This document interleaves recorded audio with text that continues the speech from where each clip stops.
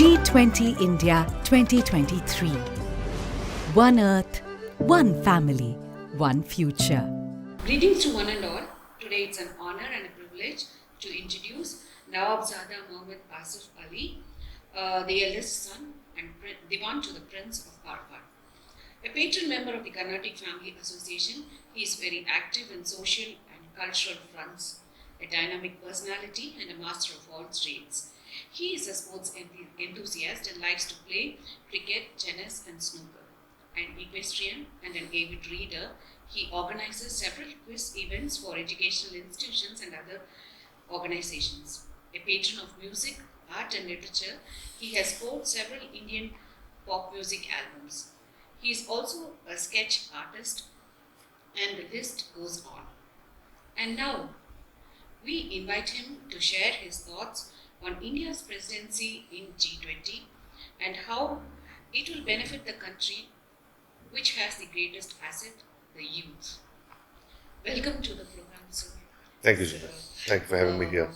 We need your reflections on India's presidency in G20. You were a part of growing India, so we need to know your reflections on India's presidency in G20 and how it is going to help the future of our country. First of all, it's my privilege to be here with you and speaking with you. It's a great honor for me. I should thank you and your channel, your lovely station for that. I'll start by saying that it's an honor for our country. My heartiest congratulations to our Honorable Prime Minister and every citizen of the country for this honor being bestowed on our country, India, to be awarded the G20 presidency for 2023. And I think it's a great honor for not only for the country but for all the Indians living in India as well as abroad. As you all know that India has its hand everywhere in the world as a positive thing where Indians play a major role in various sectors, and the whole world is looking upon India as one of the finest and a country with a lot of potential. And I think I would say that the population of India itself is an advantage for us today, and especially the youth. And why I say youth is they form the future of our country, and with this added crown for the country being the presidency in the next year, I think it will help in achieving a lot of things in various sectors and keeping the IQ of the Indian itself. I think what I have interacted with a lot of students in my career as a speaker, a motivational speaker, and a quiz host. So I have seen that Indians can perform under any condition. It need not be a very comfortable condition always. It can be a comfortable or a stressful condition. Our genes, we have modified, and we can modify and take any possible channel. So I think this getting the presidency opens a lot of channels and ways for the youth of India especially to perform in various sectors. But now we have to see how we take this forward and take in the right direction. That's what I would say. Yeah, as you said, education plays a major part in the development of the society, and interacting with youth is a major communication goal for every Indian who wants the society to become a better one in future. And with regard to the growing technology in every sphere of our life as well as what we have to deal with, what do you think about what should be done to improve the technology and to introduce a lot of technology to the technological education to the youth? I think when I was growing up,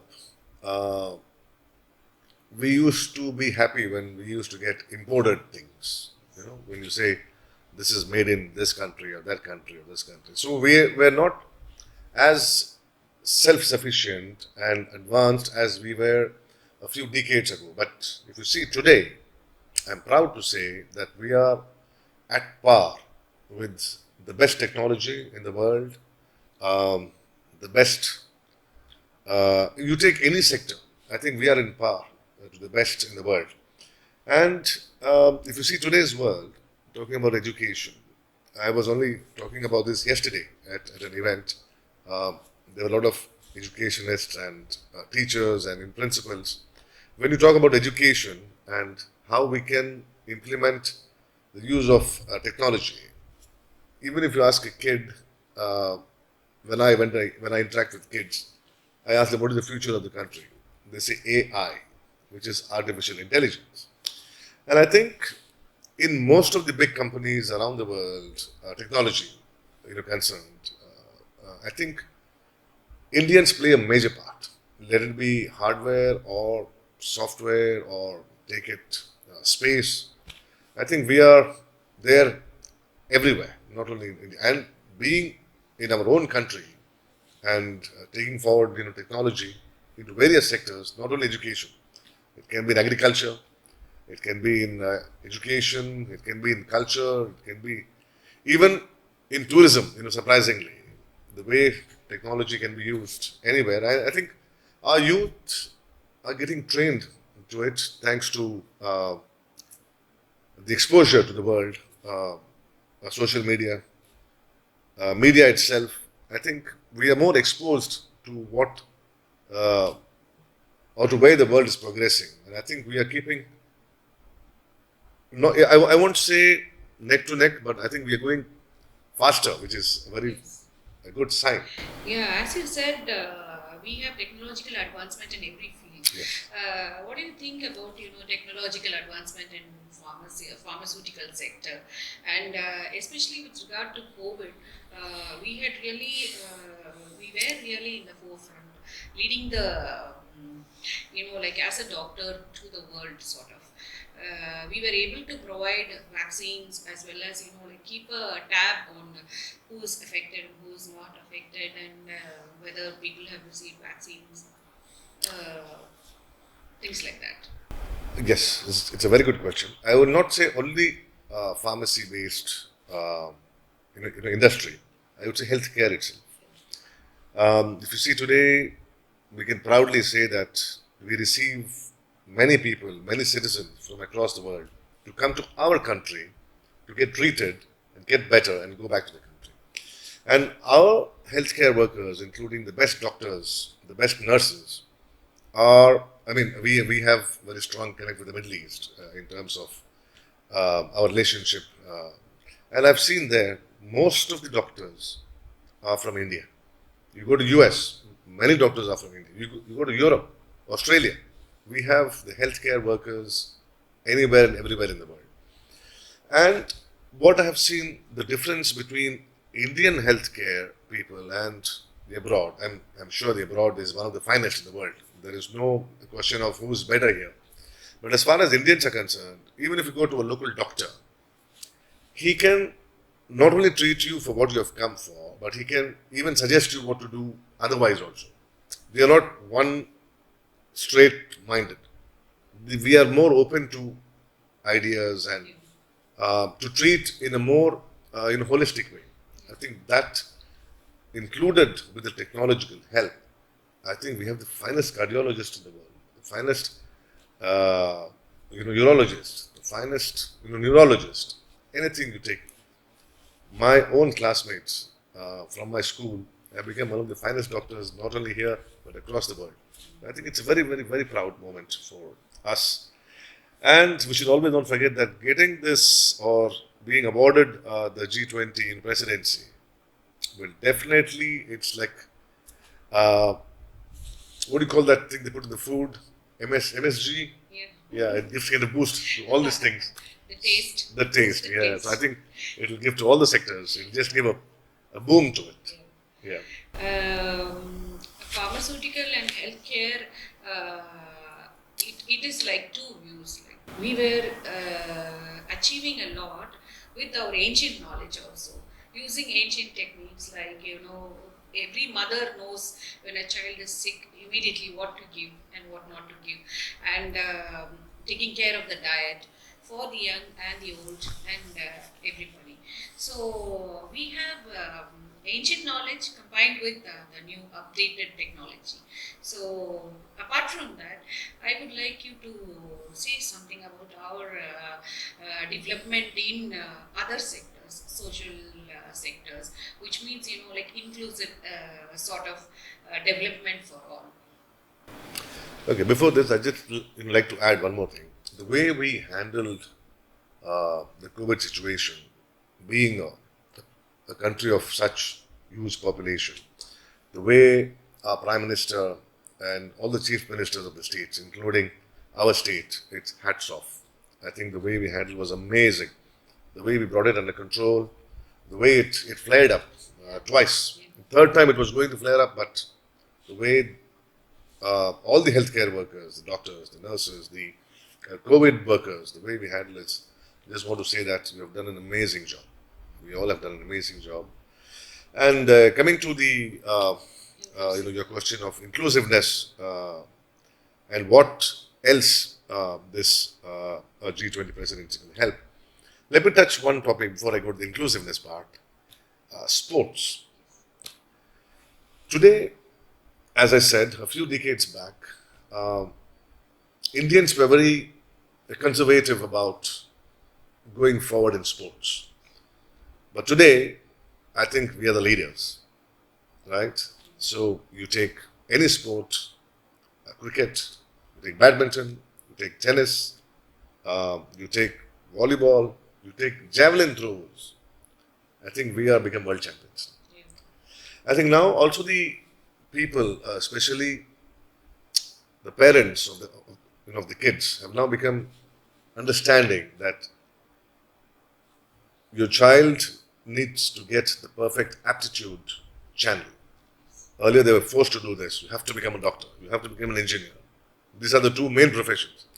But now I think they have understood that the child also needs some freedom to choose their own options. Their own option. And they're encouraging in sports, because sports itself has become a career now. Yes. And of course it gives you great honor for yourself and for your state and for your nation. And coming to the social inclusiveness, I think it's one of my favorite topics which I speak with the children, any gathering in schools, colleges, be it clubs, here at our place. I think we're living in a country so fortunate that we're living with so many different faiths and religions and castes and creed, and yet living in so much of peace and harmony. What is that line they always say? There's so much of diversity. Unity in diversity is proof today. And I would like to mention that our state of Tamil Nadu, especially, if you compare to the rest of the India itself is an example, a beautiful example of inclusiveness. But if I talk about our own state, we are an example of living together, whether you are a Hindu or a Muslim or a Christian. I think people respect you as a human being. There is a respect for women, there is a respect for children, there is a respect for your faith, what you come from, and there is a respect for what you do. People don't judge you by what faith you come from. They include you, they welcome you, and make you feel warm and hospitable. Not only between us, but even when people come from other states or other nations, we always welcome them. As Tamilians and as Indians itself, we have always been hospitable. And I think this should be carried forward by the youth also. I think the youth are seeing us and they are beyond all this. I think they have already gone into the format of being inclusive. Earlier, there is no black, white, brown, yes, Hindu, Muslim, education caste. really help us to Yes, remain, yes. I right? think I always give an example that there is only one God, and that God we call him by different names, right? There cannot be two gods, Because if there were two gods, there will be two different models of human beings. There is one model of human being, don't forget that, and that one model is created by the same God. I may say Allah, you may say Kadwal, you may say Bhagwan, you may say God, you may say whatever you want. It should be a beautiful name. After all, it's one God. So coming to the cultural aspect, your family has done a lot to the culture. And one such example is the Kabaleshwar temple Tank. and the tank.